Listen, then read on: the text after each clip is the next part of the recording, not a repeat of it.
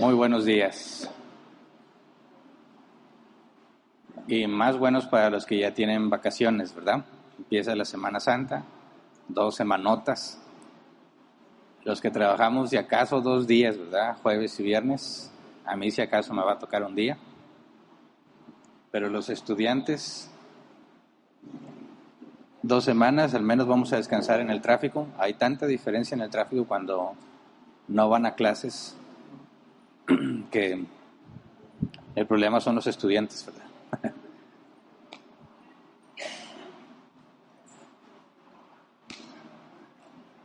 Como lo comenté la semana pasada, hoy vamos a cambiar de tema.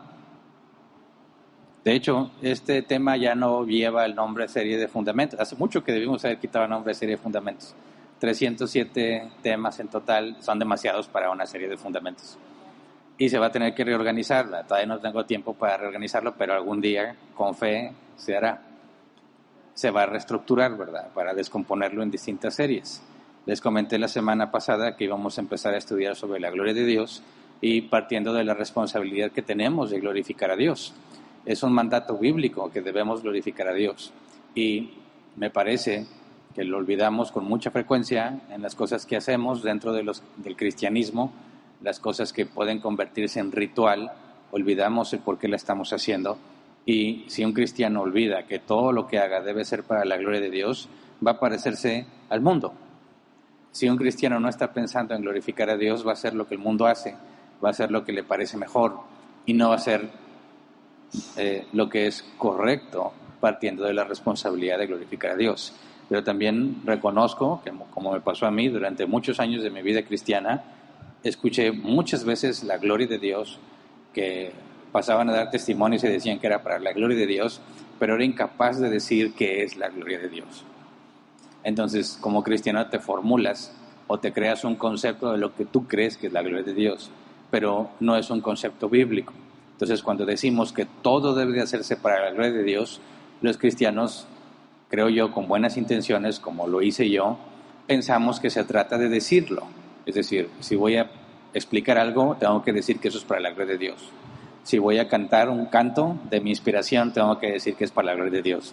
Si voy a dar lo que le llamaban en mis tiempos un testimonio, es decir, explicar algo que te había pasado, ¿verdad? Y que Dios se había obrado, tenías que decir, y era una de las reglas, cuando pasabas a dar un testimonio te decían, tienes que decir que es para la gloria y la honra de Dios. Entonces, yo concluía que hacer algo para la gloria de Dios siempre era estar diciendo que es para la gloria de Dios. Entonces, caías en este lenguaje cristiano de que cuando alguien pasaba al frente, transformaba su manera de hablar. No podía hablar como normalmente hablaba, tenías que decir siempre, gloria a Dios, aleluya, gloria a Cristo, a su nombre gloria y a su pueblo la victoria. Entonces, constantemente cuando pasabas al frente tenías que estar repitiendo ese tipo de frases y determinabas qué tan espiritual era el predicador por qué tanto decía entre palabras, ¿verdad? Es decir, si yo, por ejemplo, voy a explicarles algo, estoy tratando de comunicar algo y no encuentro las palabras, hago una pausa, pienso y luego hablo, ¿verdad? Pero en otras costumbres, esas pausas no las haces, no te quedas callado, sino que metes estas frases cristianas de gloria a Dios, aleluya, mientras piensas lo que vas a decir, ¿verdad? Entonces, en lugar de decir, hermanos, déjenme recordar lo que le iba a decir, en lugar de eso diríamos, hermanos, gloria a Dios, aleluya, a Él sea la gloria y a su pueblo la victoria. Venía a decirles esto. Y esa pausa es reemplazada por estas palabras y frases que decimos en automático y pensamos que de esa manera estamos glorificando a Dios. De hecho, alguna vez me tocó que personas que vinieron me dijeron que cuando yo predicaba no había poder, porque no decía gloria a Dios, aleluya. Y se espiritualizan las muletillas. Una muletilla, cuando estás hablando, es esa palabra que usas mientras piensas. Como te iba diciendo, son cosas que no tienes por qué decirlas, pero las usas como una herramienta mientras piensas qué más vas a decir, ¿verdad? Tratas de evitar el silencio y utilizas esta muletilla una palabra que repites y los cristianos han reemplazado o se vuelven sus muletillas esta especie de gloria a Dios, ¿verdad? Cuando están hablando. Y juzgas, o se juzgaba, creo yo erróneamente, qué tan bíblico es un mensaje según las veces que dijiste gloria a Dios en tu mensaje. Entonces, cuando hablamos de la gloria de Dios y que todo tiene que ser para la gloria de Dios, algunos confunden el tema y no saben qué es glorificar a Dios, y todo lo que hacen quieren decir y repetir que lo hacen para la gloria de Dios. Y una vez les conté que este señor, un señor que fue a dar su testimonio, digo, en mis tiempos, no sé cómo les fue a ustedes, invitaban a la gente a dar su testimonio, aunque no fueran de la iglesia, ¿verdad? Oye, invitamos, así decían, invitamos a un varón que trae un testimonio poderoso. Y va a venir y la reunión se va a tratar de escuchar su testimonio. No había predicación, el tiempo se dedicaba a escuchar el testimonio de este señor. Y así se acostumbraba, ¿verdad? Y sí, había historias sorprendentes de cómo Dios lo sanaba de cáncer. Una señora que no tenía un pulmón y Dios hizo que apareciera el pulmón. Sí te sorprendías de las historias que contaban. Quién sabe si eran ciertas, esperamos que sí. Pero este señor en particular decía que su testimonio consistía en que él antes era narcotraficante. Y cuando nos cuenta su historia, su testimonio es el lenguaje cristiano. Cuando le cuentan su testimonio, este señor pues nos contó prácticamente una película mexicana de pistoleros. Y decía con mucho orgullo que él portaba armas y que él tenía mucho dinero y muchas mujeres y que él hacía lo que quería y que mató a mucha gente y que todos le tenían miedo, pero te lo decía con un orgullo, se sentía orgulloso de eso. Entonces yo decía, ¿cuál es el testimonio?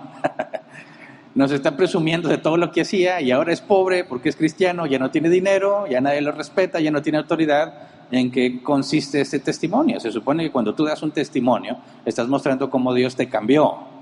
Y si Dios te cambió y te dio arrepentimiento, eso que hacías debería ser vergonzoso. No deberías sentirte orgulloso de lo que hacías. Y no se me olvida, y tiene que ver con el tema, porque después de todo lo que nos dijo presumiendo quién era y lo fuerte y lo influente que podía ser y todo lo que tenía en su poder, dijo, hermanos, pero todo esto lo digo para la gloria de Dios. Dio gracias y se fue a sentar y se me quedó muy grabado. Porque decía, ¿cómo eso fue para la gloria de Dios? Si lo que este señor hizo fue presumirnos todo lo que hizo. Ahora, obviamente yo era el aguafiestas porque todos estaban, este hermano, el poder de Dios y qué bueno. Y decía, no me cuadra. Ay, Hernán, tú siempre ves lo feo, tú siempre pesimista, ¿verdad? Si no es como tú quieres, entonces no te gusta. Es que no me cuadra que algo sea para la gloria de Dios, porque lo dices, pero no estás haciendo nada que en realidad glorifique a Dios. Y el problema principal es que no entendemos qué es la gloria de Dios.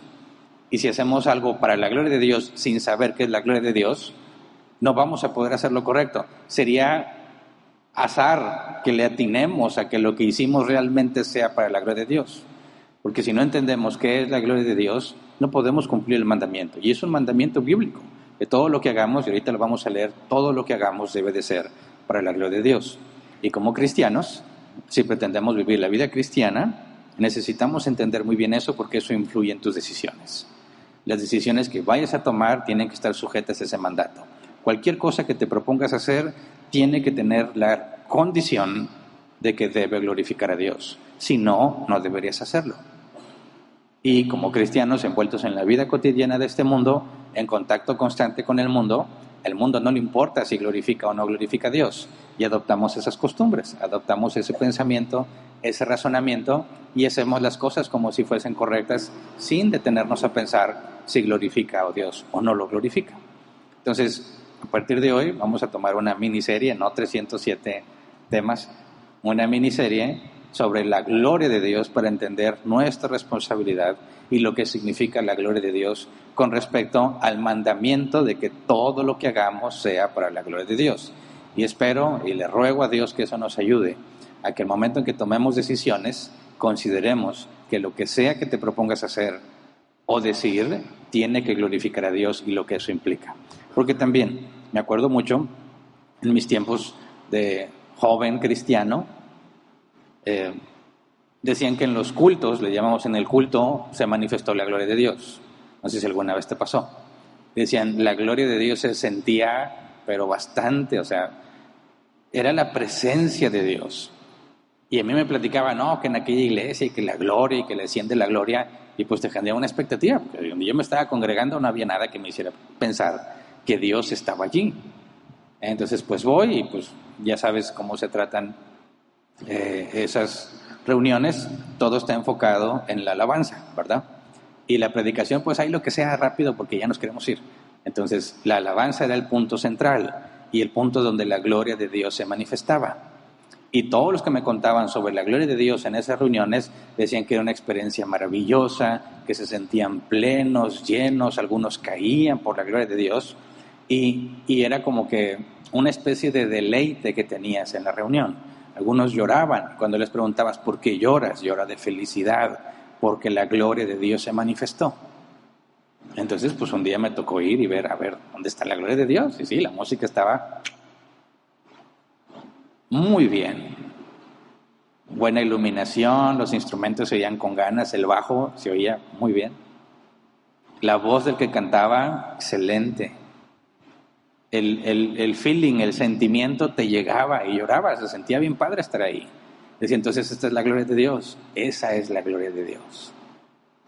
Entonces, al tratar de conseguir esa experiencia, siempre que nos reunimos, porque oye, si se trata de cantar y tener esto para experimentar la gloria de Dios, pues entonces en todo lo que hagamos, lo primero que tenemos que hacer es cantar alabanzas. Entonces decíamos, oye, vamos a tener una reunión para ponernos de acuerdo sobre una actividad que vamos a hacer, ok, pero primero vamos a cantar alabanzas. Dice, ¿qué tiene que ver? Venimos a ponernos de acuerdo en un tema y tú quieres que primero nos echemos unos cantos, sí, para que la gloria de Dios esté aquí. Y siempre fue mi conflicto. ¿Por qué quieres cantar siempre que nos juntamos? Pues porque la gloria de Dios esté aquí, para que la gloria de Dios baje.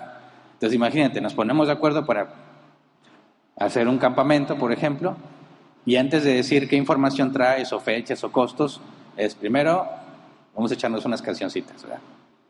Entonces, a veces no había para instrumentos, cantaban a capela. Y yo decía, no entiendo. ¿Por qué? Porque siempre tienes que cantar para que la gloria de Dios esté. Entonces se vuelve confuso. ¿Cómo le haces para que la gloria de Dios esté ahí?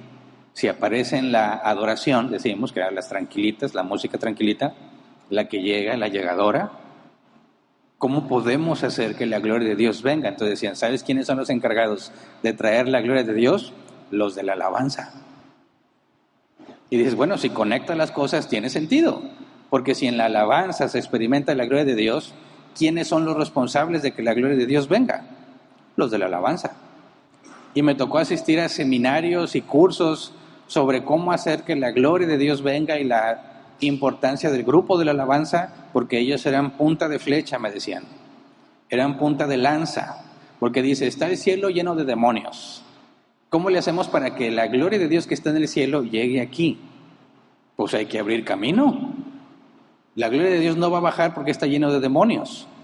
Tiene que haber algo que abra el camino hacia el cielo, desde aquí hasta arriba, y que la gloria de Dios descienda. Y yo decía, pues tiene sentido, porque Dios ¿dónde está? En el cielo. Y si queremos que su gloria venga aquí, pues hay que hacer que venga. Pero ¿por dónde? Hay que hacerle camino. Y los que hacen camino son los de la alabanza, me decían.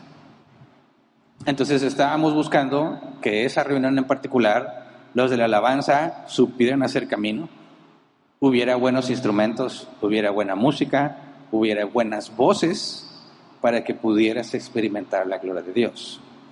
Y había personas que se dedicaban a cazar iglesias donde se manifestara la gloria de Dios, porque ahí se querían congregar. Entonces luego llegas a estos pasajes donde dice que todo lo que hagas tiene que ser para la gloria de Dios, y la verdad no tenía idea de cómo llevas eso a la práctica. Bueno, entonces voy a cantar con todo el sentimiento para que venga la gloria de Dios. ¿Yo puedo hacer que la gloria de Dios venga? La gloria de Dios es aquello que hace sentir bonito. Y luego me acuerdo, porque yo no fui cristiano toda mi vida, ¿verdad? Me acuerdo que también en las borracheras, pues podríamos decir que experimentábamos una especie de gloria con los corridos. No existían los corridos tumbados de ahora, ¿verdad? Los corridos, los Cadetes de Linares y todos esos grupos que te llegaba. Y ahí estás a todos los borrachos, llore y llore. Y lo podrías decir en términos cristianos, estaban tocados por el Espíritu. Estaban quebrantados. No, hombre, están borrachos. La canción les llega. Pero entonces, ¿cómo es que a ellos les pasa eso mismo que les pasaba a los cristianos? ¿Cómo es que nosotros le llamamos gloria y ellos son borrachera? Si es lo mismo, por medio de la canción. ¿O quiénes fueron los que se trajeron la gloria? Los cadetes de Linares, ¿cómo lo hicieron? No tiene sentido, ¿me explico? Tratas de cuadrarlo y no tiene sentido. Lo mismo que me pasaba en la iglesia puede pasar en una borrachera. Y luego ves los equipos de fútbol, cómo se ponen las tribunas cuando su equipo mete gol. Extasiados, es un éxtasis. Hasta lloran. Nunca me ha tocado ir al estadio a ver un equipo jugando. He ido por conciertos, pero nunca me ha tocado ir. Siempre me han dicho, no vayas porque avientan orines desde arriba y está bien feo. Y dije, jamás me he arriesgado a ir al estadio por esa razón. Algún día quizás lo haga, llevaré paraguas o algo. Pero los veo, mis amigos. Lloraban porque metía gol, lloraban porque fallaba. Ponen las porras, ¿verdad? Las cancioncitas que se echan ahí con la batucada y están a pleno sentimiento, ¿verdad? Llorando de felicidad. Dices, ¿esa es la gloria de Dios también o qué onda? Entonces cualquiera puede generar ese tipo de sentimientos. ¿Cómo es que eso es la gloria de Dios? Y para los que tenemos ese camino recorrido, ¿verdad? Quizás los más viejos, que venimos de esas enseñanzas cristianas, pues se vuelve confuso. Pero también hay entre nosotros algunos que no pasaron por ninguno de esos lugares, que conocieron de Dios sin pasar por todas esas prácticas que eran más de antes. ¿Y qué entiendes por la gloria de Dios? ¿Cómo podemos decidir cuál es la forma correcta de definir la gloria de Dios? ¿Y cómo sabes que lo que tú estás haciendo es para la gloria de Dios? Entonces tenemos que estudiar. Y antes de ir a la Escritura, vamos a orar así como estamos. Señor, te damos muchas gracias porque podemos decir que estamos ante ti a la hora que venimos a reunirnos, a la hora que estamos escuchando el mensaje o por mi parte tratando de enseñar, Señor, por medio de tu palabra. Y te pedimos, Señor, que nos enseñes, que nos muestres, nos des la capacidad de entender qué es tu gloria. La gloria que pidió ver Moisés y se la negaste. La gloria que Esteban vio en una visión. Ayúdenos a entender qué es, Señor, y cómo es que nosotros debemos hacer todo para tu gloria. No queremos hacer las cosas con ignorancia. No somos como tú, Señor, omniscientes, que podemos saberlo todo. Siempre vamos a hacer algo en ignorancia. Pero te pedimos, Señor, que no ocultes de nosotros qué significa darte la gloria a ti. Que no sea algo de palabras, sino en acción. Que realmente podamos glorificarte en lo que hacemos, de la manera en que tú has determinado en la Escritura. Enséñanos y ayúdanos, Padre, te lo pedimos en el nombre de Jesús. Amén. Bien, entonces, para poder explicar cómo vamos a glorificar a Dios, tenemos que entender primero qué es la gloria de Dios, ¿verdad? Pero quisiera dejar primero claro que cuando hablamos de vivir para Dios, tiene que ver con la gloria de Dios. Y como cristianos, sabemos que no somos libres para hacer lo que queramos. La Biblia nos describe como siervos de Dios, ¿verdad? Y si somos siervos, en el contexto cultural, implica que tú no eres libre para hacer lo que tú quieras. Tienes un Señor, que es tu dueño, quien te dice qué hacer y qué no hacer, y como en el contexto cultural, un siervo no tenía derecho a posesiones, a menos que su Señor le concediera algo. Ni siquiera un siervo podía tener derecho a una esposa. Era el Señor quien le conseguía esposa. Y si el siervo se iba de la casa de su Señor, no se podía llevar a su esposa porque no era de él, ni sus hijos porque no era de él, sino de su Señor que se las dio. Entonces, en ese concepto, como cristianos, tenemos que tener claro que no eres libre para hacer lo que tú quieras. Dice Romanos 14, 7 al 8, porque ninguno de nosotros vive para sí mismo, ni tampoco muere para sí. Si vivimos, para el Señor vivimos, y si morimos, para el Señor morimos. Así pues, sea que vivamos o que muramos, del Señor somos. ¿Por qué hay que dejar esto primero en claro? Porque el mundo nos enseña que cada quien debe perseguir sus sueños. ¿Cuál es el propósito de todo hombre? Si tú lees, por ejemplo, en la filosofía, Aristóteles dice que es la búsqueda de la felicidad el fin último del hombre. Debes hacer todo lo que se requiera para buscar y encontrar la felicidad. Y si te pasas un poco a la psicología, si no me equivoco en lo que leí, Sigmund Freud está en cierta forma de acuerdo con Aristóteles, pero dice la felicidad es el placer. Lo que tienes que buscar a toda costa es el placer. Ok, entonces las personas en el mundo buscan hacer aquello que los haga felices. Y como cristianos que conviven con la gente del mundo, y lo puedo decir, los que trabajamos en un ambiente secular, todo el día estás con ambiente secular, o sea, todo el día estás con gente del mundo.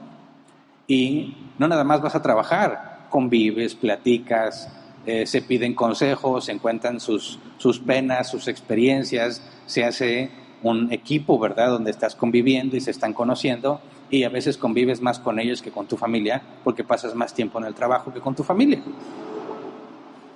Y la manera en que ellos piensan y razonan, aunque no quieras, empieza a influenciarte, si no tienes claro lo que tú tienes que hacer como cristiano.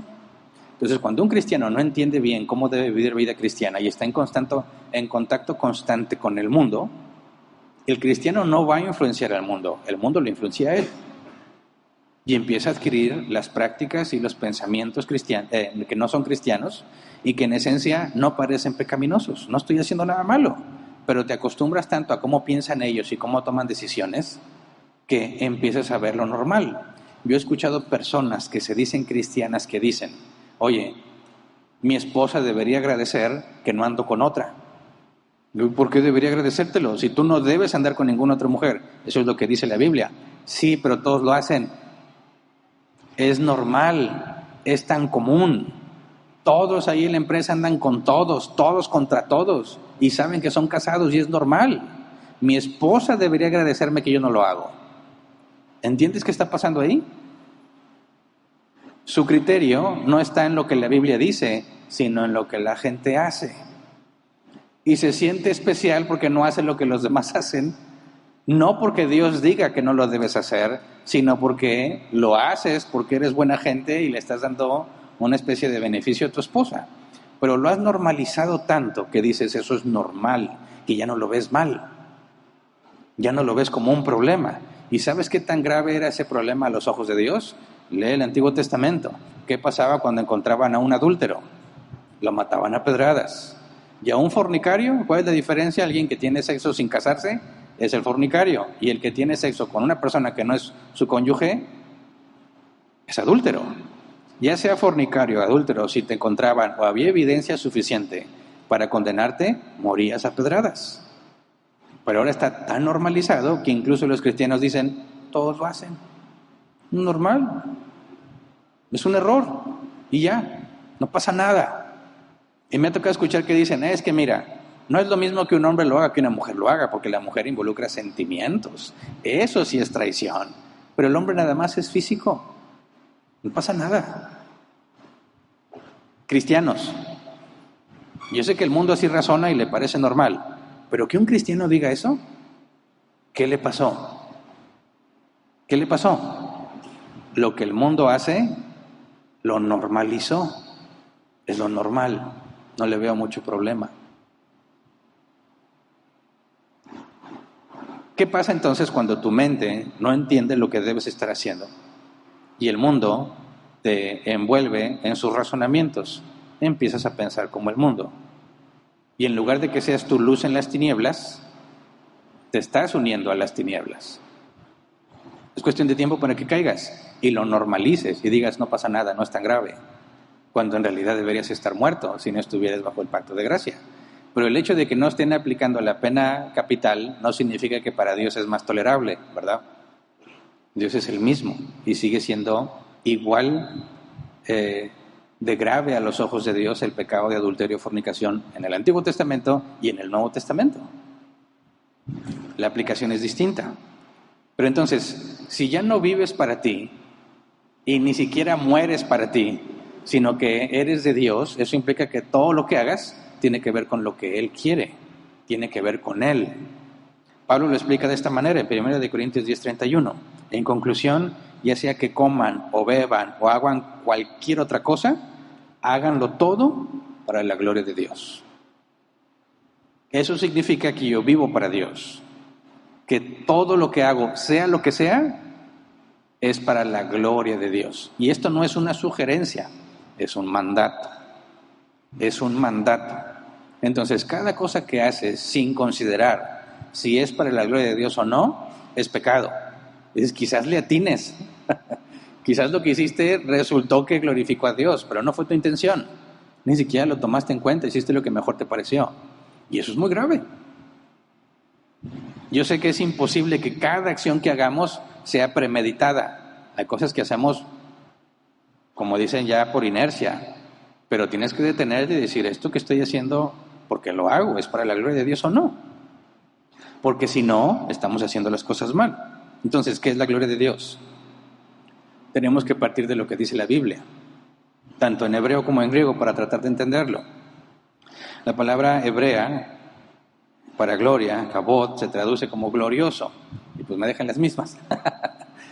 Entonces te vas a unas definiciones distintas, ¿verdad? La aplicación de los versículos. Hay otros diccionarios, Brown, Driver, Briggs, nos dice, se puede traducir como abundancia o riqueza. Por ejemplo, Génesis 31:1, Reina Valera 60. Dice, y oía Jacob las palabras de los hijos de Labán que decían, Jacob ha tomado todo lo que era de nuestro padre y de lo que era de nuestro padre ha adquirido toda esta riqueza. Riqueza es la palabra kabod, que se nos traduce como gloria. Cuando habla de la gloria de Dios, aquí lo traducen como riqueza. Ahora, vamos a Génesis 45:13. Reina Valera 60 dice, haréis pues saber a mi padre toda mi gloria en Egipto y todo lo que habéis visto, y daos prisa y traed a mi padre acá. Está hablando José, hijo de Jacob, gobernador de Egipto. Y dice, vaya y díganle a mi padre, NBI, cuéntenle a mi padre del prestigio que tengo en Egipto y todo lo que han visto, pero apúrense y tráiganlo ya. Aquí está la palabra también kabod, lo que se traduce como gloria en la Reina Valera 60, la NBI lo traduce como prestigio. ¿Qué es prestigio? Vea la Academia Española. Dice, pública estima de alguien o de algo fruto de su mérito. Sinónimos, fama, renombre, respeto, celebridad, autoridad. Prestigio es aquello que se te reconoce por mérito propio. Cuando una persona es buena en lo que hace, tiene prestigio porque todos reconocen que es bueno en lo que hace. Una persona que no tiene prestigio es porque no es bueno, a nadie le reconoce nada. Tienes mal prestigio, es al revés. Haces las cosas mal, esa es la forma en que se te conoce. Pero en este caso, José le dice, háblale a mi padre de todo lo que soy aquí en Egipto, de cómo me percibe la gente aquí en Egipto, de todo lo que pasó conmigo aquí en Egipto y que es por mérito de él, en el sentido de cómo Dios lo puso como gobernador de Egipto siendo quien era.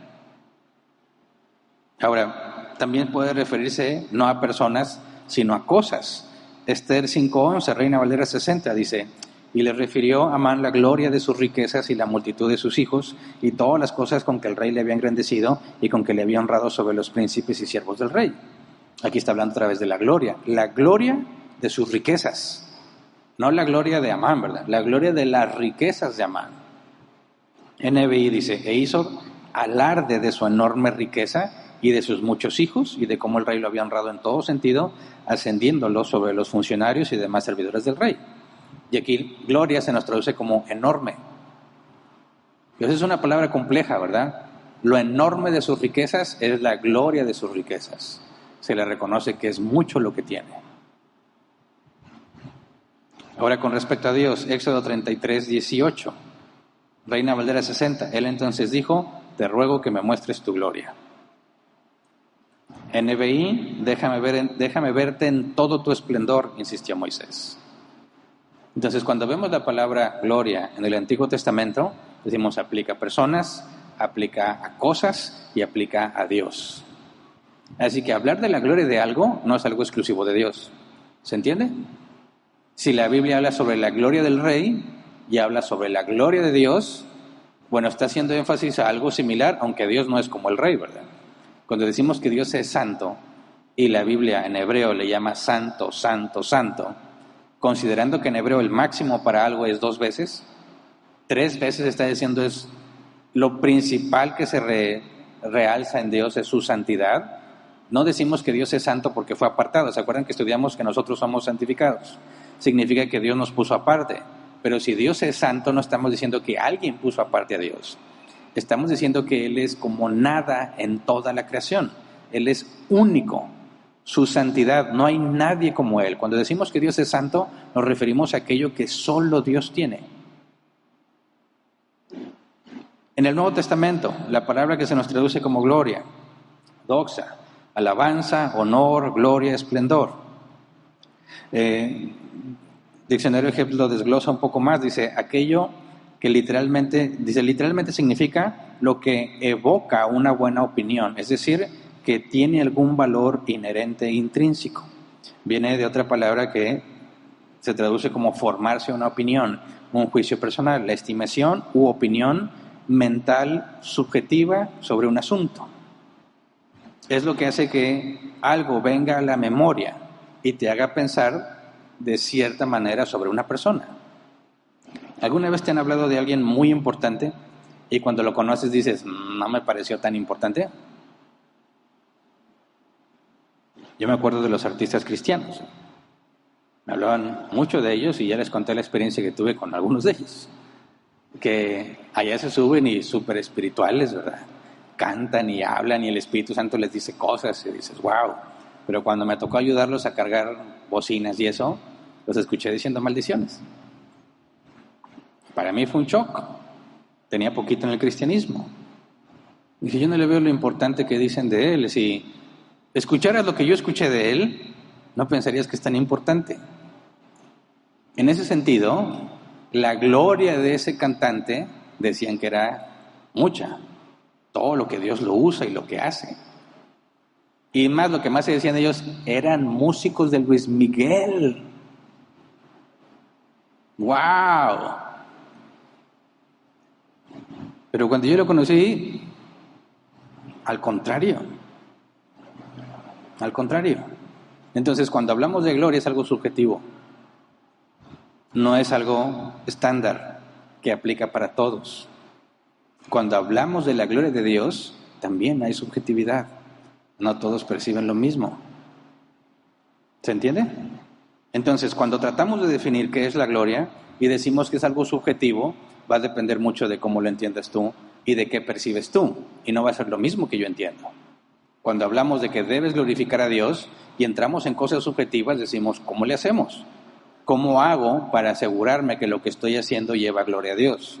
Yo no puedo asegurar que las personas glorifiquen a Dios por lo que hice, porque depende de sus pensamientos y depende de sus formas de ver las cosas y su educación, etc. Pero mi objetivo es que Dios sea glorificado. Y eso nos lleva a comprender que muchas veces hablar de la gloria de Dios no tiene que ver con algo agradable. No siempre va a ser agradable para las personas. Y en nuestra cultura esto hay que enfatizarlo mucho, porque a muchos en nuestra cultura les hacen equivalente, oye, si no le agradaste a una persona, pecas, así. Si no hiciste que se sienta bien, estás pecando. Es un extremismo. Bueno, hay que ver esto de la gloria de Dios, porque muchas veces glorificar a Dios va a generar que las personas se molesten mucho. Y va a ser lo opuesto a agradable, el que Dios sea glorificado. Entonces, hagamos esta conexión. Vamos a Isaías 6:3. Dice, y se decían el uno al otro, Santo, Santo, Santo es el Señor Todopoderoso, toda la tierra está llena de su gloria. Santo, Santo, Santo, toda la tierra está llena de su gloria. Si consideramos ahora este pasaje, Levítico 10:3, creo que podemos ver que hay una conexión entre la santidad de Dios y la gloria de Dios.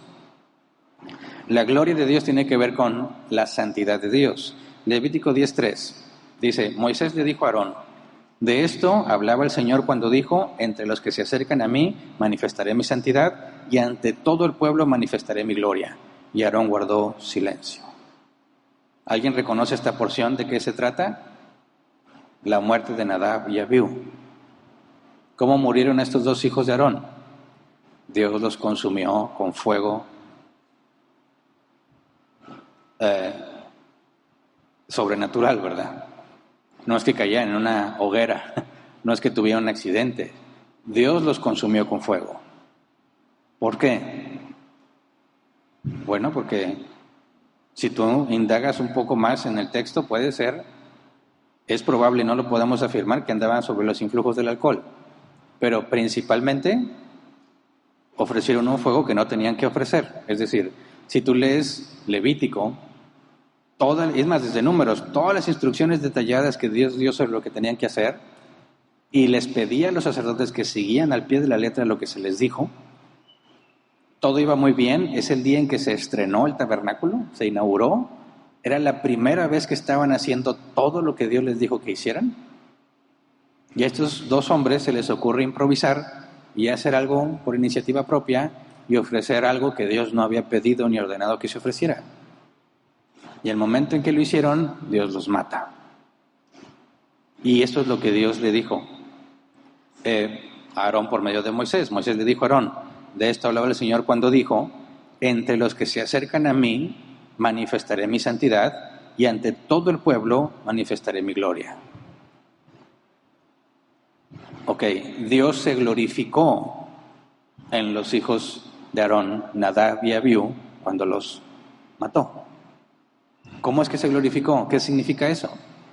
Si glorificarte tiene que ver, la gloria tiene que ver con la manera en que percibes algo, con reconocer algo de mérito en eso que estás viendo.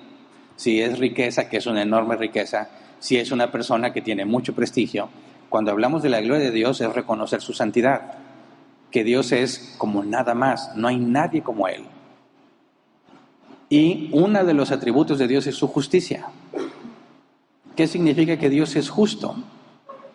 Que no tolera la maldad, ¿verdad? La pregunta entonces es ¿por qué estamos vivos si hacemos maldad? Si Dios es justo y nosotros estamos vivos, ¿qué es lo que está pasando? ¿Por qué Dios no me da lo que merezco? Bueno, ya lo hemos estudiado, porque Dios proveyó a un cordero, ¿verdad? A Jesús, que pagara el precio. Pero, de todas maneras, la Biblia dice que Dios se reserva el derecho de a quien le extiende misericordia. Tendré misericordia de quien quiera tenerla. Entonces, la paga del pecado es la muerte. Si tú pecas, ¿qué es lo justo? Que mueras. Nadab y Abiú pecaron. ¿Qué es lo justo? Que mueran. Y Dios hizo justicia. En ese instante, no les dio un chance, no les dijo, a ver, vamos a hablar, ¿qué les pasa, muchachos? ¿Se equivocaron? ¿Se confundieron? ¿No fui claro en las instrucciones? No, los juzgó, les quita la vida a los dos, y eso glorifica a Dios. ¿Puedes entenderlo? Piensa, ¿qué pensaron los que vieron eso? Trata de ponerte en uno de los espectadores. No eres un sacerdote, no eres hijo de Aarón.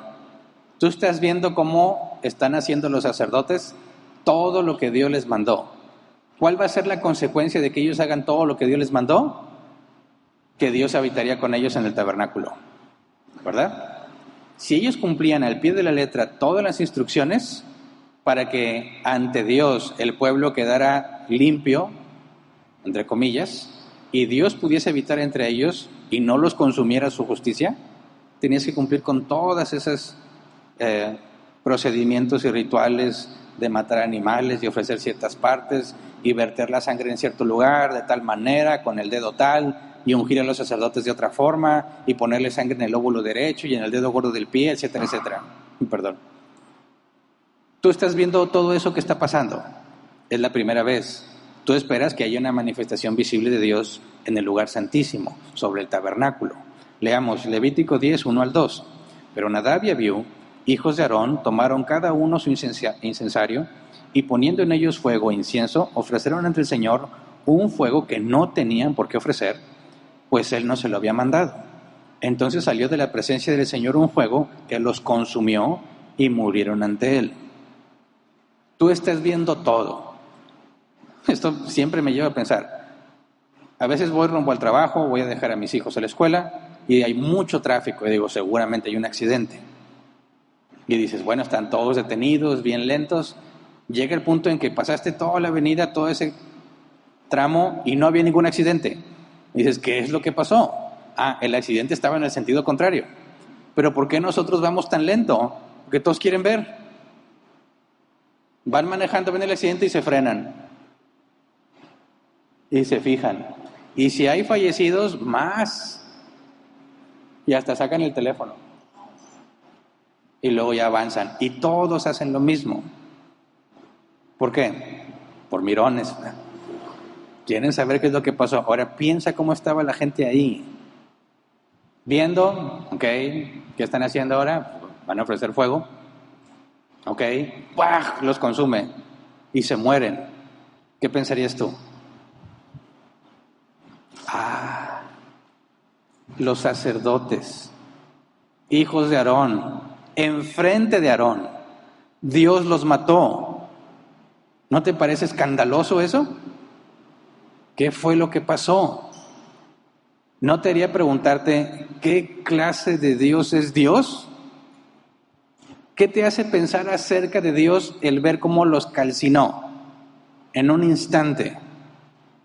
Sin preguntas, sin vamos a platicarlo, sin te doy otra oportunidad. No, al instante, mueren. ¿Qué te hace pensar acerca de Dios? ¿Qué se te ocurre? ¿Que Dios se toma muy en serio la forma en la que le sirven?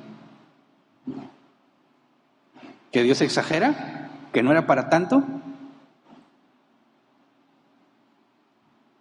¿Que Dios demanda que se le obedezca al pie de la letra? ¿Que Dios no tolera la desobediencia? ¿Te darían ganas de ir a abrazar a Dios?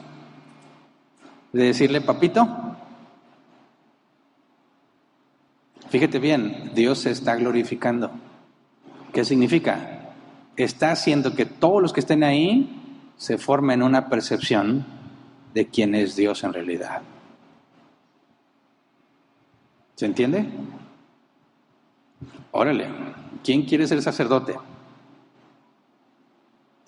No. Porque bueno, los que estudiamos juntos Levítico, ya hace varios meses, decíamos, oye, vienen instrucciones de cómo los sacerdotes se vestían de forma especial y ningún otro, ¿verdad? Y decía, imagínate los sacerdotes con su vestidura especial que nadie más puede tener, ¿cómo andarían? ¿Cómo caminaban? Digo, porque son humanos, ¿verdad? No eran acá especiales o más humildes. No. Hay unos que nomás suben un escaloncito y ya se creen el presidente. Ahora imagínate esos vestidos especial y toda la gente viéndolos, nomás por ser hijos de Aarón. ¿Nomás? Dios les escogió, mira cómo se visten. Ellos no trabajan como todos los demás. Ellos se dedican a servir a Dios. ¿Por qué? ¿Por qué a mí no? ¿Yo qué culpa tengo de no ser hijo de Aarón? ¿O nomás porque Aarón es hermano de Moisés? O sea, Dios sí es especial con una familia en particular, pero los demás comunes y corrientes no, porque Moisés es el que dirige todo el asunto y Aarón, su hermano, pues es el jefe de los sacerdotes. ¿No te parece que Moisés está ahí acomodando a su familia? Porque aparte Miriam era profetisa. ¿No te parece sospechoso? Yo decía, imagínate. Digo, fue la rebelión de Coré después, ¿verdad? Y prácticamente ese fue el argumento. ¿Por qué tú? ¿Por qué Aarón? ¿Por qué no puedo ser yo? Y eran primos de Moisés y de Aarón. Pero luego ves cómo Dios los consume en un instante. Tienes que empezar a hacer la conexión, ¿verdad? Sí, están siendo tratados de forma especial, pero lo que se les demanda es obediencia perfecta a la hora del servicio a Dios. ¿Quién quiere ser sacerdote? No, gracias. Lo mismo pasó con Ananías y Zafira. Cuando murieron y la gente se enteró, todos se llenaron de temor y no querían estar ahí, ¿verdad? Aunque bueno, ellos son cristianos, que les vaya bien. Ya supe lo que pasó con Ananías y Zafira. Ok, Dios se glorificó, manifestó su justicia.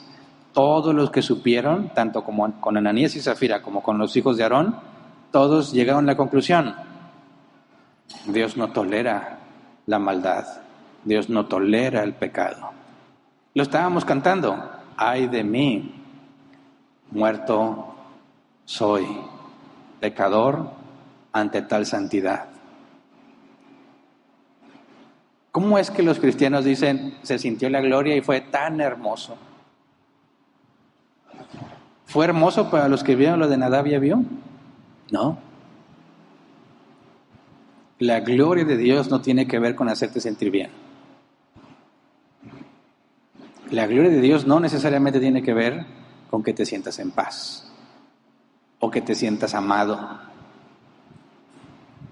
La gloria de Dios es entender quién es Dios, no lo que tú te imaginas que es. No como dicen, mi Dios es Dios de amor. Sí, la Biblia dice que Dios es Dios de amor y también es justo y lleno de ira.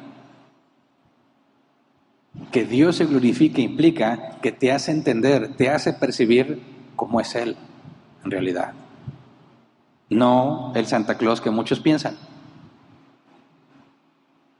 No el que muchos piensan, y sobre todo esta Semana Santa van a decir que está viendo a ver qué tipo de carne comes. ¿Cómo que carne roja, Hernán? ¿Y la Cuaresma qué pasó? Te voy a castigar. Pero no se fija en adulterios, ni nada, ni en borracheras, ni nada de eso. Pero sí se fija en que estés comiendo carne blanca, piensan algunos. ¡Qué absurdo! Pero entonces,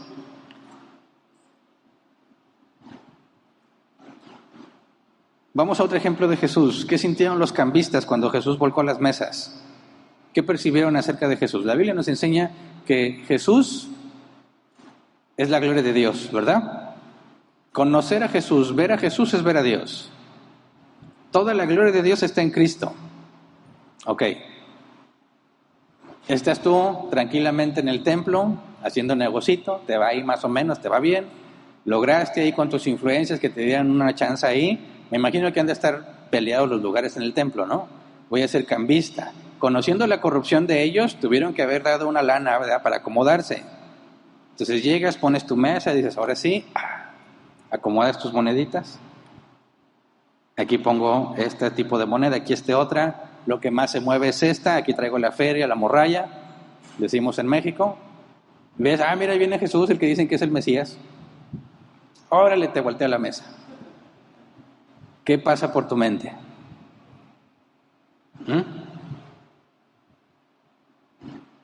¿Qué pasa por tu mente? ¿Qué te pasa, Jesús? ¿Por qué haces eso? ¿Qué te da el derecho? ¿Es mi dinero? ¿Afectas a mi familia? ¿Afectas mi presupuesto? Si volcas la mesa mía y la de al lado, ¿ahora cómo sé cuál es de quién? ¿Cuántas tenía yo? ¿Cuántas tenía él? ¿Qué problema? ¿Tú crees que se pusieron felices? ¿Qué hizo Jesús? Glorificó al Padre. ¿Cómo lo glorificó? Mostrando lo que dijo en la Escritura. Esta casa será casa de oración y ustedes la han convertido en cueva de ladrones. Y encima les dice ladrones.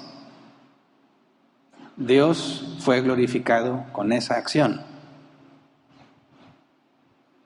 ¿Cómo se glorificó Dios? Mostrándose como es Él. No tolera la corrupción. Él no es parte del fariseísmo, de toda esa hipocresía que controlaba el templo. Dios se está glorificando. Ahora, todo lo que tú hagas es para la gloria de Dios. ¿Cómo te va a ir en algunas ocasiones? Piensa bien, porque si todo lo que hagas, todo debe de ser para la gloria de Dios, en muchas ocasiones te vas a meter en problemas por glorificar a Dios. Tú vas a hacer el aguafiestas y vas a hacer el malo por glorificar a Dios. Porque cuando estés en el trabajo y saca el del tema, es que todos lo hacen, sí, pero estás mal. ¿Por qué traiciones a la mujer de tu pacto? Es con la que juraste. Porque la gran mayoría se casa por la iglesia aunque ni creen en Dios, ¿verdad? Pero me casé ante Dios. Bueno, le juraste a Dios que estarías con esa mujer en la salud y la enfermedad, en la riqueza y en la pobreza, hasta que la muerte te separe. Y ahora me dices que puedes estar con cualquier otra y no hay problema. El que está mal eres tú. ¿Cómo te van a ver? Todos lo hacen y tú dices que se está equivocado. ¿Cómo te van a ver? Extremista. Es un religioso extremista. A este ya le lavaron la cabeza y a la iglesia a la que va. Ya le lavaron el cerebro. Pero lo estás haciendo para que Dios sea glorificado, porque la institución del matrimonio es de Dios, no de la sociedad, no la inventó el hombre. Fue Dios quien instituyó que un hombre se unirá a su mujer y los dos serán una sola carne. Y lo que Dios ha unido, que no lo separe el hombre. En eso se basa el juramento cuando te casas, en lo que Dios ha mandado. Y todo lo que hagas tiene que ser para la gloria de Dios. Entonces se vuelve muy complejo entender cómo un cristiano va a tener que decir estás mal, aunque a nadie le agrade.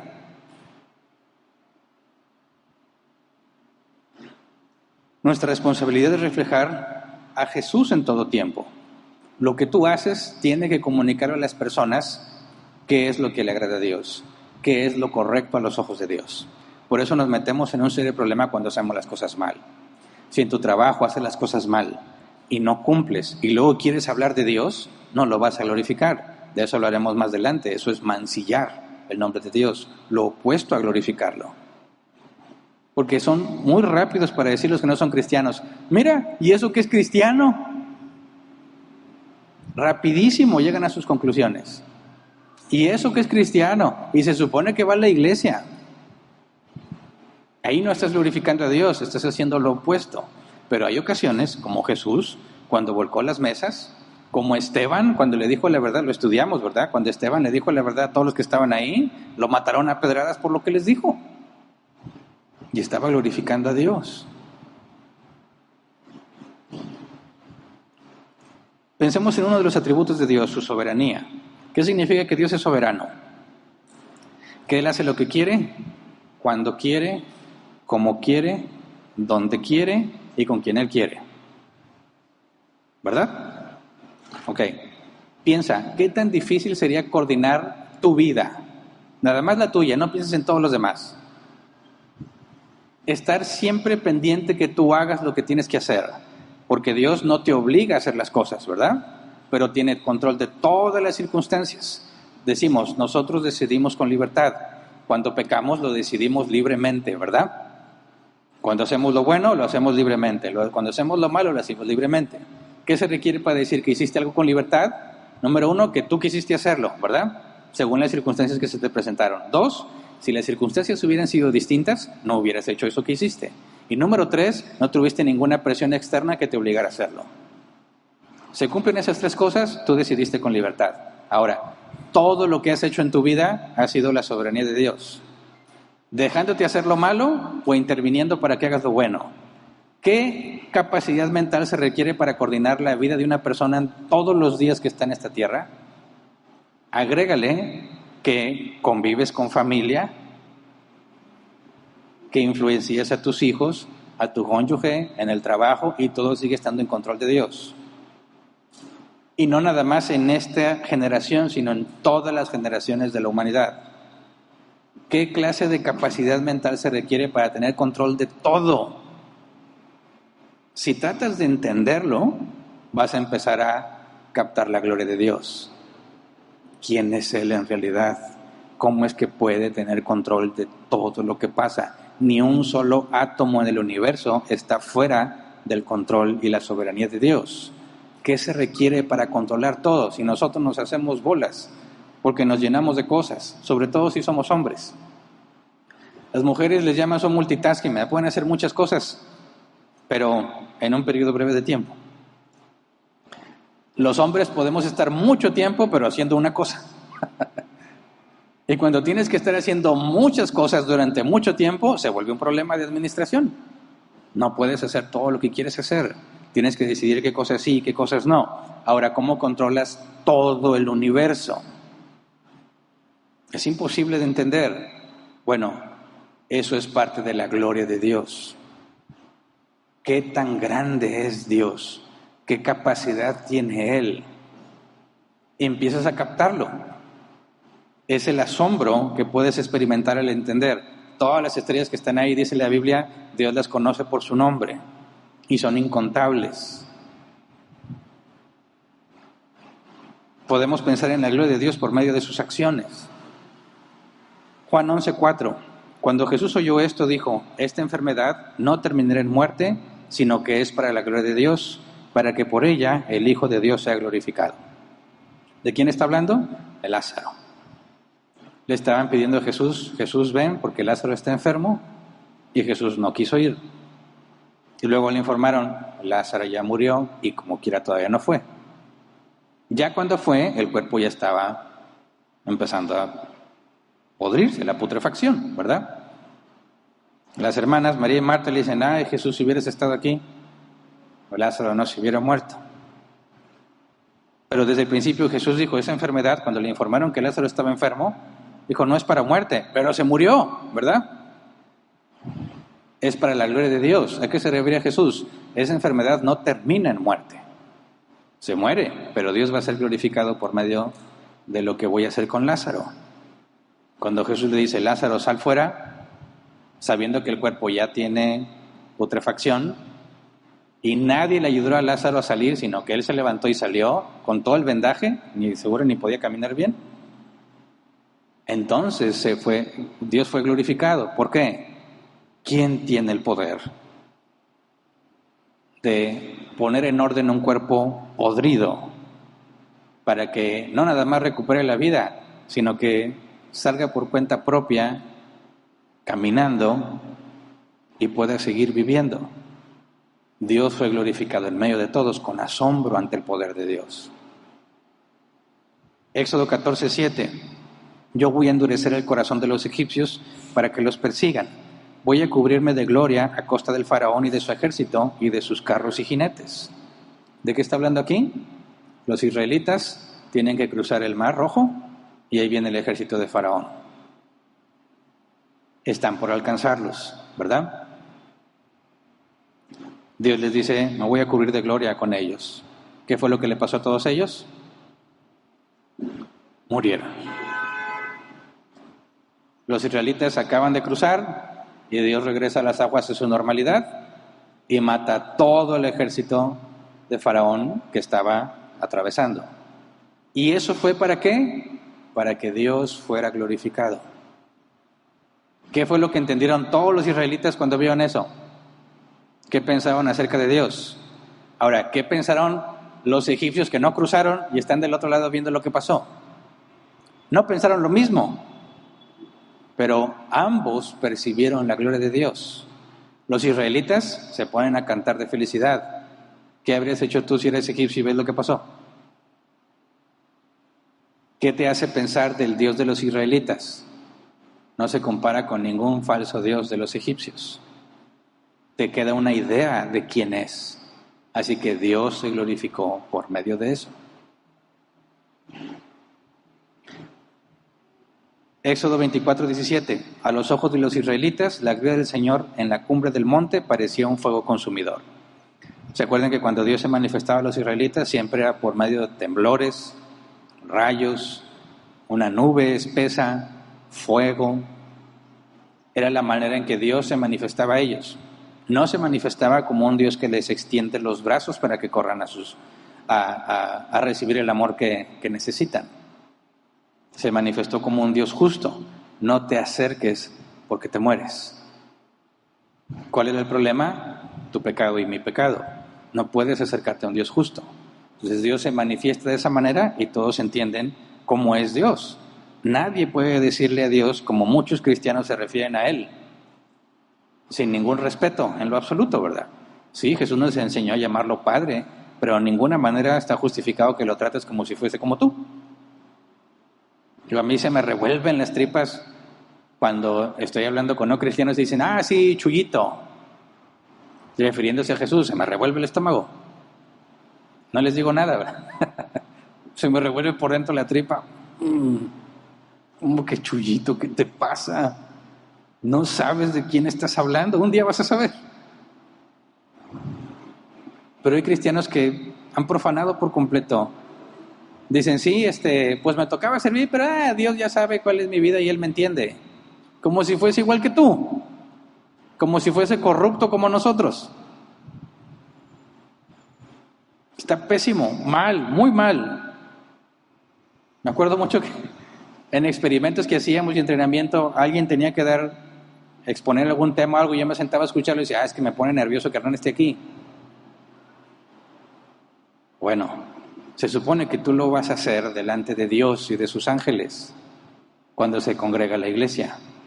Eso es lo que debería ponerte nervioso, no que yo esté aquí. ¿Yo qué? Lo que haces, lo haces delante de Dios. Y cada que te pones a enseñar y abres la boca, Dios es tu juez. ¿Y no te da pendiente? Pero que Hernán no me esté oyendo, que me va a pescar los errores. ¿Y Dios? Se nos olvida la gloria de Dios. No estamos acostumbrados a pensar quién es Dios y quiénes somos nosotros. Hechos 7:55, pero Esteban, lleno del Espíritu Santo, fijó la mirada en el cielo y vio la gloria de Dios y a Jesús de pie a la derecha de Dios. No se nos describe qué fue lo que Esteban vio, es una visión. Antes de morir, ve la gloria de Dios. Primera de Reyes 8:10-11, cuando los sacerdotes se retiraron del lugar santo, la nube llenó el templo del Señor, y por causa de la nube los sacerdotes no pudieron celebrar el culto, pues la gloria del Señor había llenado el templo. Era algo visible para ellos saber, ahí está Dios, nadie se le ocurre acercarse. Si te acercas te mueres. Otra forma en la que percibimos la gloria de Dios, Salmos 19:1-4. Los cielos cuentan la gloria de Dios, el firmamento proclama la obra de sus manos. Un día transmite al otro la noticia, una noche a la otra comparte su saber. Sin palabras, sin lenguaje, sin una voz perceptible, por toda la tierra resuena su eco, sus palabras llegan hasta los confines del mundo. Dios ha plantado en los cielos un pabellón para el sol. Cuando tú ves el cielo, bueno, aquí en la ciudad no se percibe, ¿verdad? Pero si te toca alejarte de la ciudad, en una noche sin luna, sin nubes, percibirás lo asombroso que es ver el cielo. La enorme multitud de estrellas, ver la Vía Láctea en el cielo. Quizás pocos hemos tenido el privilegio de ver así con el ojo simple, ¿verdad?, la Vía Láctea en el cielo. Es sorprendente. Y Dios creó todo eso y lo mantiene en orden. Eso te debe llevar a pensar la grandeza de Dios, entender la gloria de Dios. Entonces, si regresamos al pasaje, 1 Corintios 10:31, dice Pablo en conclusión, ya sea que coman o beban o hagan cualquier otra cosa, háganlo todo para la gloria de Dios. Yo te pregunto, piensa bien, ¿cómo estás glorificando a Dios? ¿Qué es lo que estás haciendo que le está dando gloria a Dios? ¿O estás haciendo lo opuesto? Porque ni siquiera piensas en que tendrías que glorificar a Dios. Es un asunto muy importante, porque originalmente los seres humanos fueron creados para glorificar a Dios.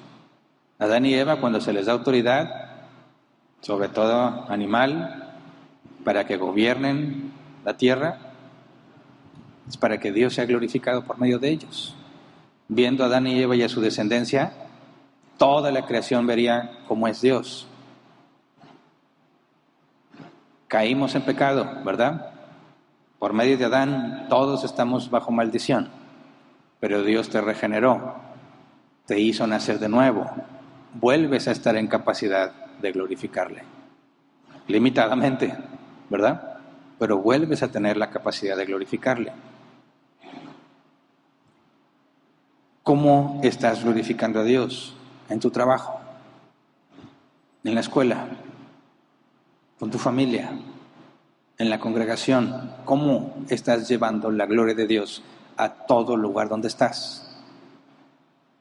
¿Te callas cuando hay que decir la verdad? Estás haciendo lo opuesto.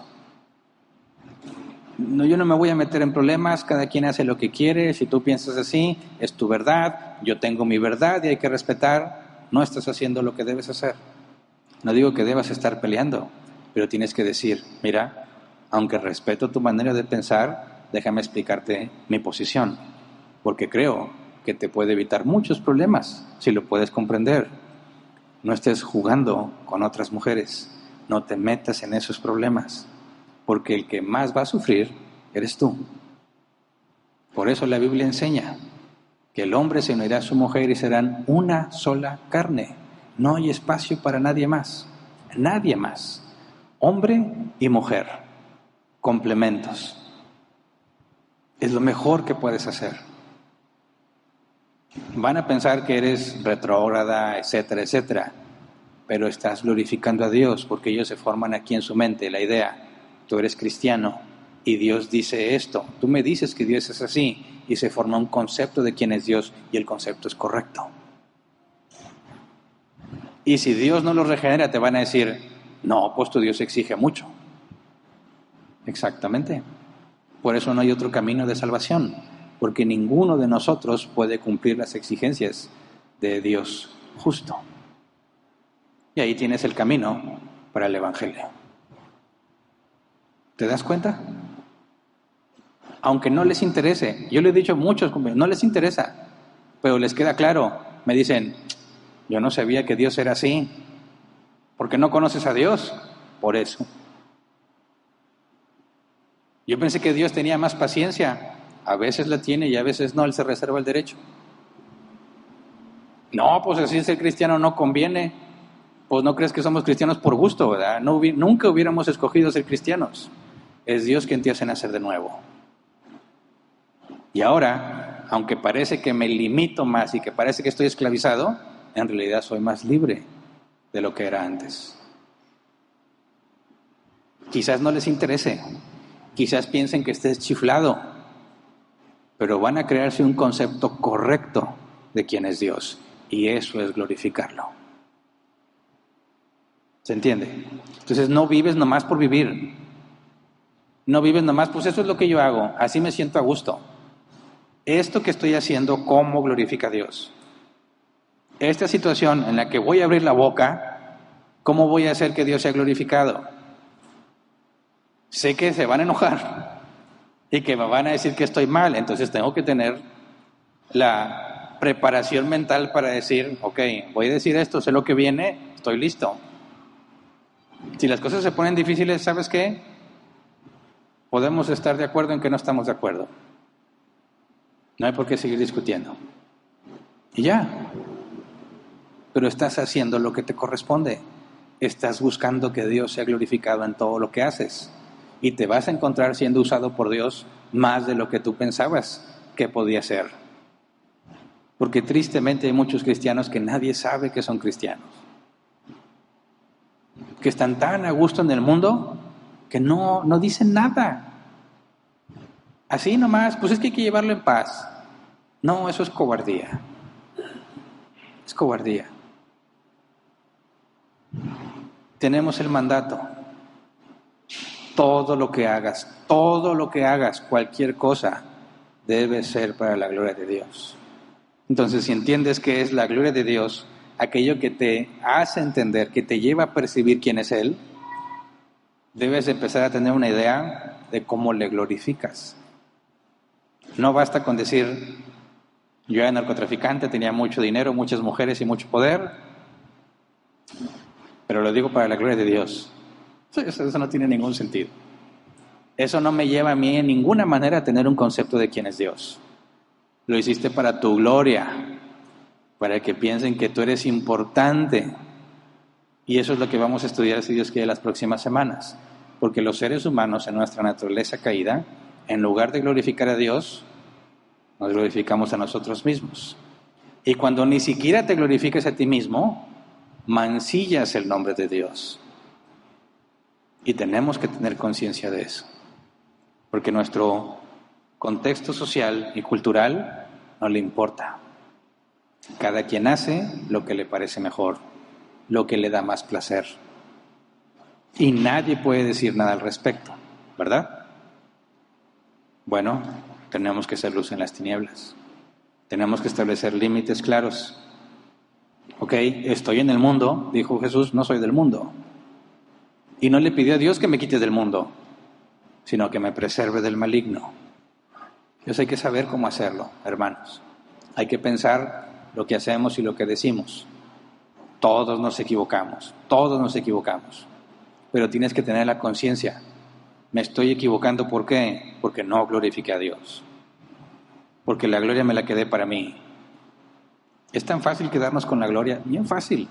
Nomás no hables de Dios y ya. Di todo lo que pasó, pero no menciones a Dios y la gloria es tuya. Hermano, yo batallé mucho, sufrí mucho, pero salí adelante. ¿Ok? ¿Qué significa salir adelante?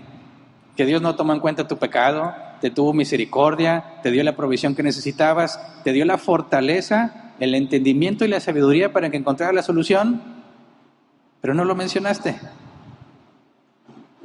¿Qué imagen se forman de Dios? Ninguna. se forman una imagen de ti, la gloria es tuya. ¿Se entiende? Así que no basta con decir, pero la gloria es de Dios. Tú tienes que asegurarte que lo que haces y lo que dices les genere el concepto correcto a los que te están viendo y a los que te están oyendo. Entonces estás glorificando a Dios y no les va a agradar muchas veces. Muchas veces les vas a caer muy mal. Pero tienes que decir la verdad. Tienes que glorificar a Dios. Y que Dios nos conceda decirlo con gracia. Que eso es lo más difícil. ¿Verdad? Así que vamos a ponernos de pie y vamos a orar.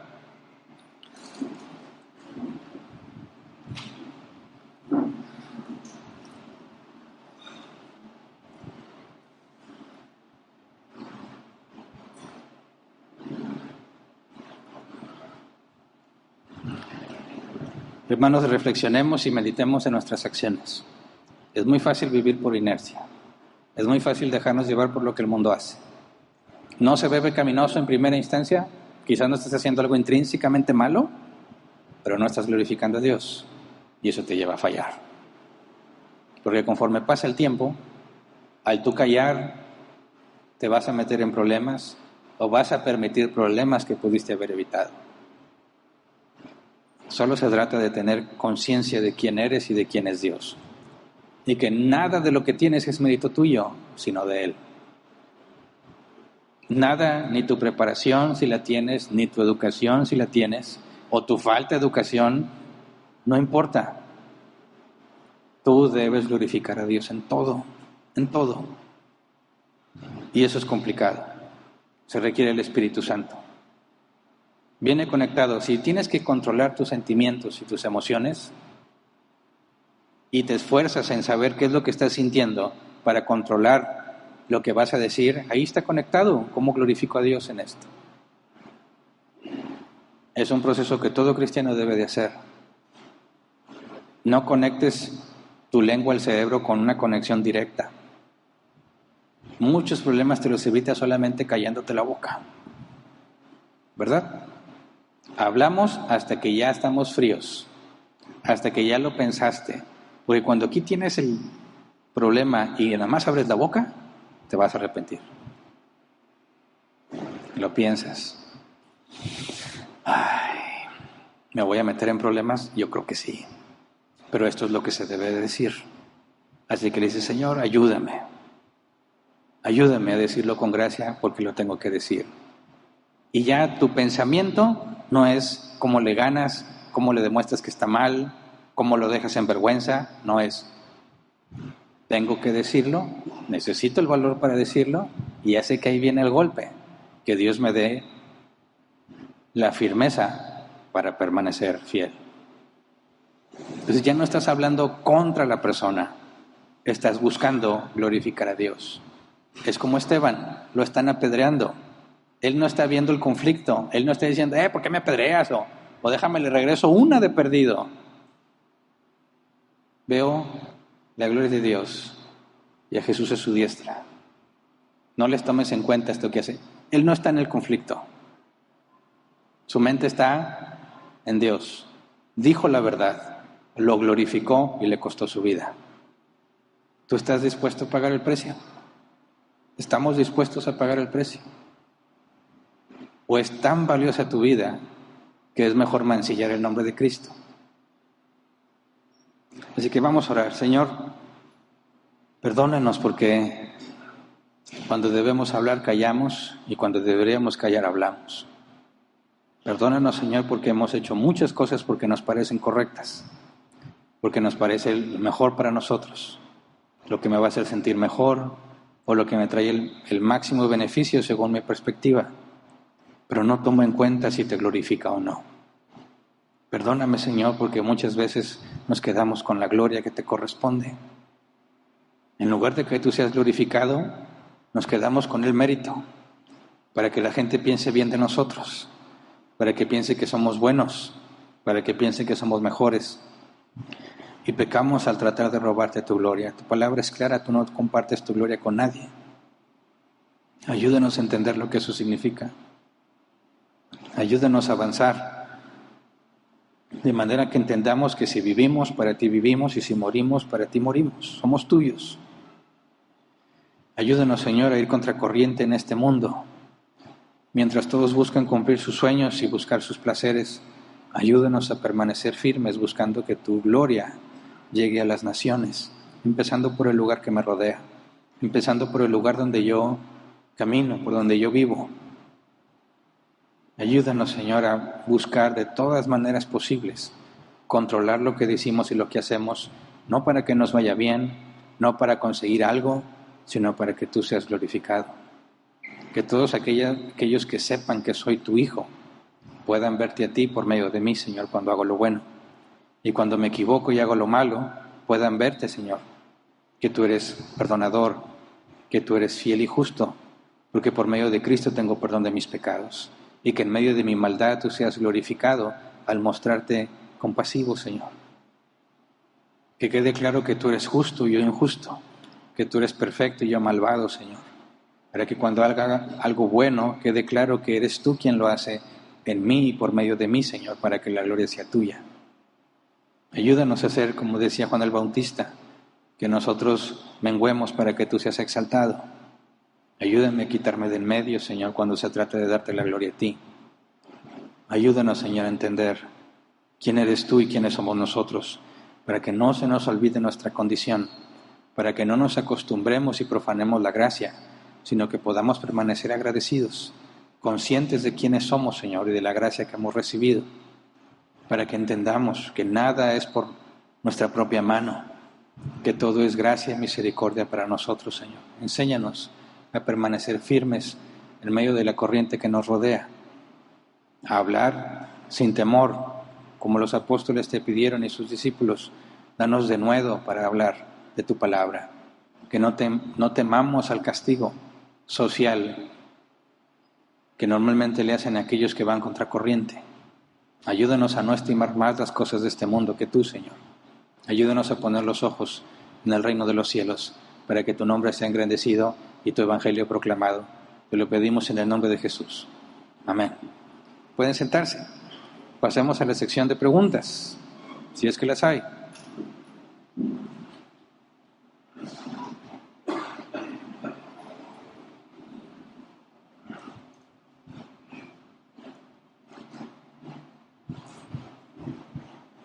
Sí, y hay algunas. Bien. 15 minutos como máximo para tratar de responderlas. Dice la primera pregunta, Silvana Cázares: Pastor, yo no quiero recordar mi pasado porque me da vergüenza y me gusta lo que estoy viviendo hoy como cristiana.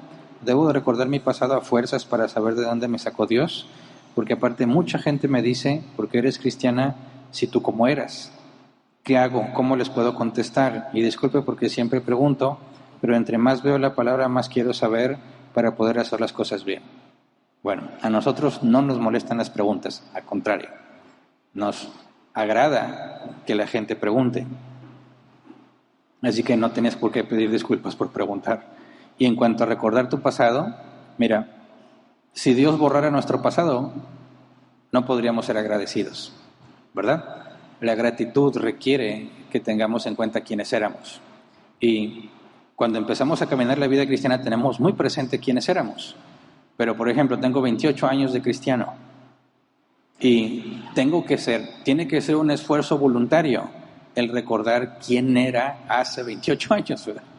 Ya tengo más tiempo de cristiano, mi vida cristiana, que de no cristiano.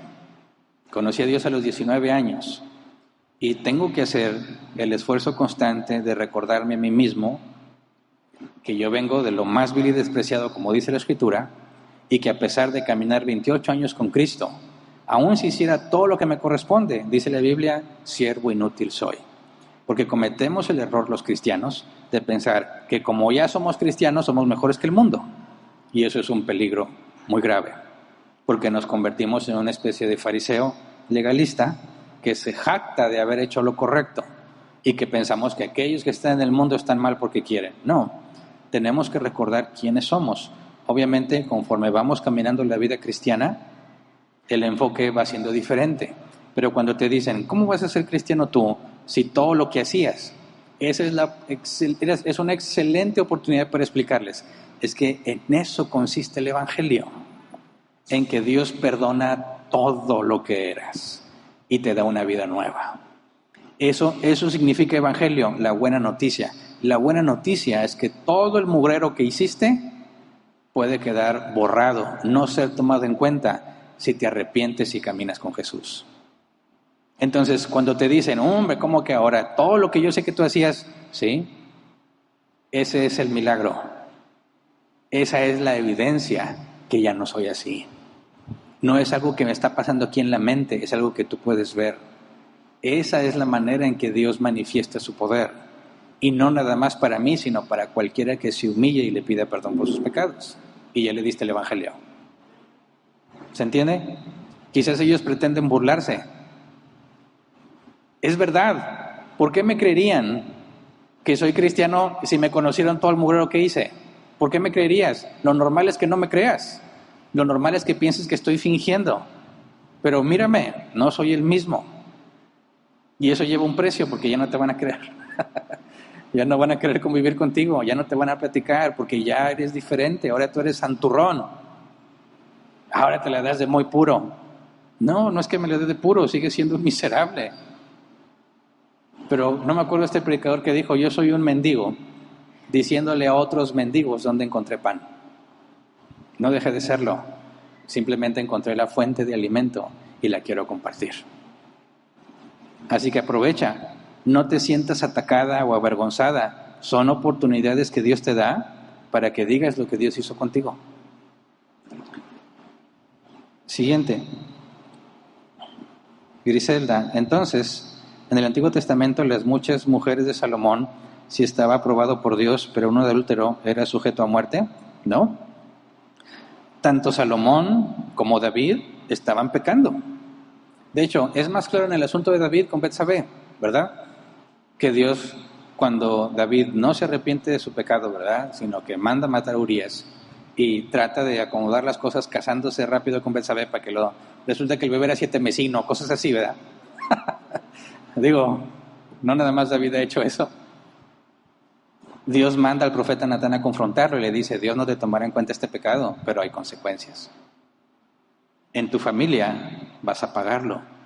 Y no es que Dios le haga daño a su familia, sino que su familia, al ver lo que su padre hizo y enterarse, toda la autoridad moral de David se viene abajo y se rebelan contra él.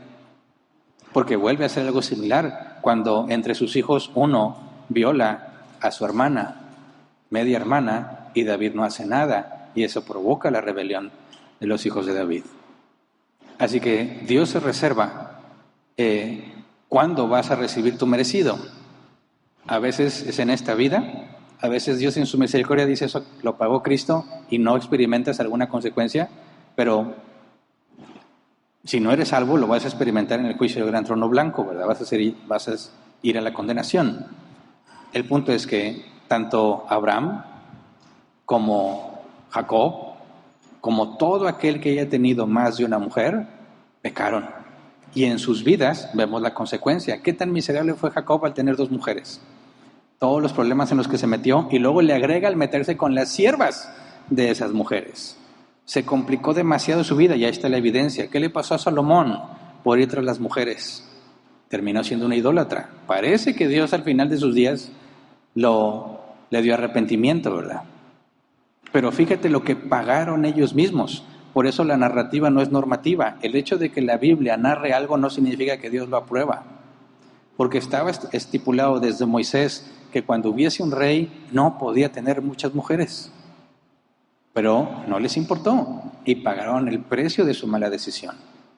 Así que el hecho de que David y Salomón tuvieran una multitud de mujeres por el contexto social, porque el rey que podía mantenerlas a todas no era considerado adúltero, ¿verdad? Pero si un pobre agarraba a otra, ese sí es adúltero, porque el contexto no era el amor. Tú podías tener muchas mujeres si podías mantenerlas, socialmente hablando, culturalmente hablando. Dios nunca aprobó esa tarea. Pero si te pongo este ejercicio, si quisieras establecer, que a mí me ayudó mucho a entender, si quisieras establecer el rigor, ¿por qué a Salomón no y a cualquier otro pobre sí? Bueno, podrías aplicártelo a ti misma. ¿Por qué sigues viva si has hecho tanto mal? ¿Mm? ¿Por qué Dios no acabó contigo de una vez? ¿Por qué sigues respirando? Ahora que exigimos justicia, los primeros que moriríamos somos nosotros. De la misma manera en que yo explico, ¿por qué sigo yo con vida si he hecho tanto mal y he pecado tantas veces? Es por la misericordia de Dios. Y me hace experimentar consecuencias por mis malas decisiones, por supuesto. Pero no todo, ¿verdad? A veces cometo errores que aún no veo la consecuencia. Quizás llegue más después, quizás no llegue. Pero Dios sabe en su sabiduría cuándo. Eso no significa que Dios se complazca en mi pecado. Entonces a Salomón se le dio cierta misericordia, a David de otra manera, a Jacob de otra manera y así. Pero en ningún momento el hecho de que la Biblia narre algo implica que Dios lo aprueba.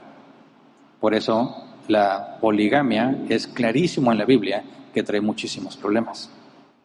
Siguiente, George Telles, en las iglesias de nuestros amigos pentecosteses llegué a escuchar que respaldaban la función de la música para traer la gloria de Dios y combatir los espíritus malos con el pasaje en que David toca el arpa para Saúl. ¿Realmente fue la música de David que lograba eso o solo el medio planificado por Dios para cumplir el propósito de su voluntad con David? Bueno, mira, cuando me parece que es lo mismo, narrativa no es normativa. Trataré de poner este ejemplo. Imagínate, dices tú, ok, David con la música podía calmarle los demonios a Saúl, ¿verdad? A Saúl. Saúl agarraba, estaba endemoniado, se sentía mal, le pedían a David se echaba unas rolitas y él se calmaba. Los demonios lo dejaban un poco tranquilo, ¿verdad? No resolvió el problema de raíz, ¿verdad? Pero se tranquilizaba, porque incluso mientras estaba tocando lo trató de matar varias veces, ¿verdad? Endemoniado. Ok.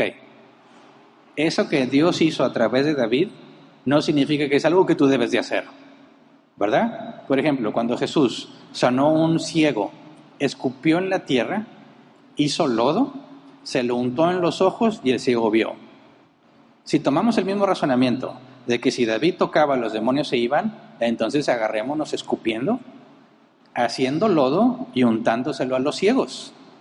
Porque si Dios lo hizo una vez, entonces así debería de funcionar. Dices, no va a funcionar. Te reto a que le escupas al suelo, hagas lodo y empieces a untarlo en los ojos de los ciegos, no van a recuperar la vista. Que Dios haya decidido hacer algo de cierta manera específica no significa que la magia está en lo que hiciste, ¿verdad? El poder está en Dios. Y ahora, ahí está dejando, en el caso de David específicamente, David es el rey legítimo, ¿verdad? La unción está sobre David. Saúl no quiere dejar de ser rey. La evidencia de que Dios ya no está con Saúl es porque el Espíritu Santo que le había dado para cumplir su tarea se lo retiró y envió espíritu maligno para que lo atormentara. Entonces, ¿de dónde viene la bendición de Dios? Por medio de David. Porque si no, tráiganle a cualquiera que se eche unas rolitas y ya. No, tenía que ser David.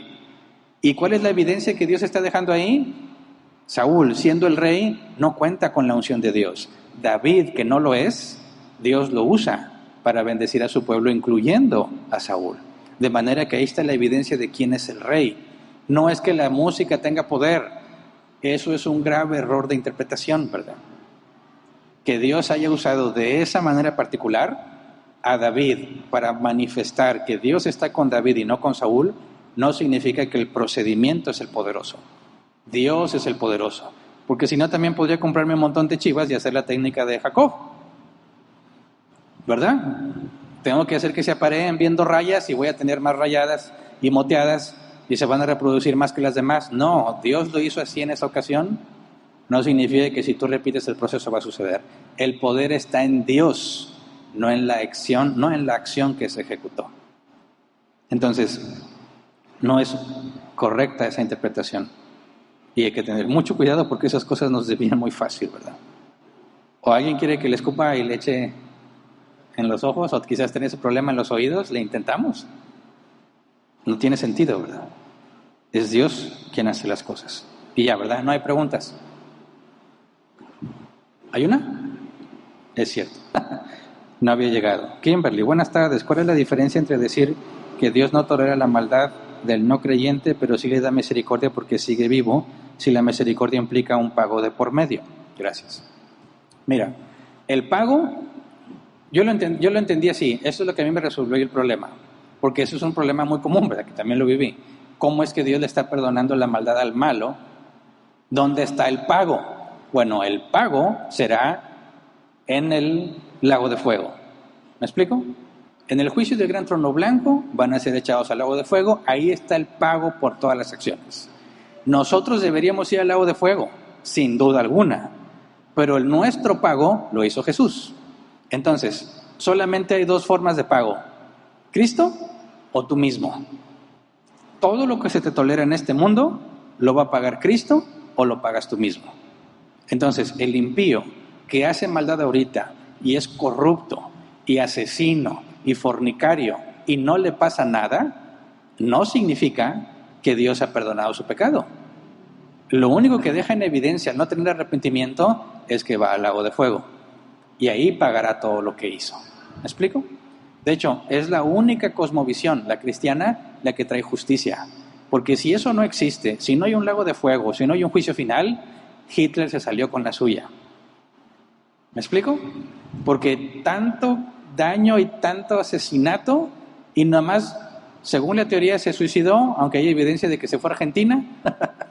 Quizás allí le siguió vivo, y ahí hay un grupo de alemanes que dicen que muy probablemente es descendencia de él y otros. No lo sabemos, pero implicaría que nunca fue a juicio, no pagó lo que hizo, se salió con la suya. No, en la cosmovisión cristiana pagará por todo lo que hizo. Todos pagaremos, a menos que seas perdonado. Entonces, Dios se reserva cuándo pagas. Algunos los hace empezar a pagar parte aquí. Algunos se lo reserva juntito todo hasta el final. Pero todos pagarán. Nosotros por medio de Cristo, ellos por medio de sus propias carnes, ¿verdad? En su propio cuerpo lo experimentarán y pagarán lo que hicieron. Es todo, ¿verdad?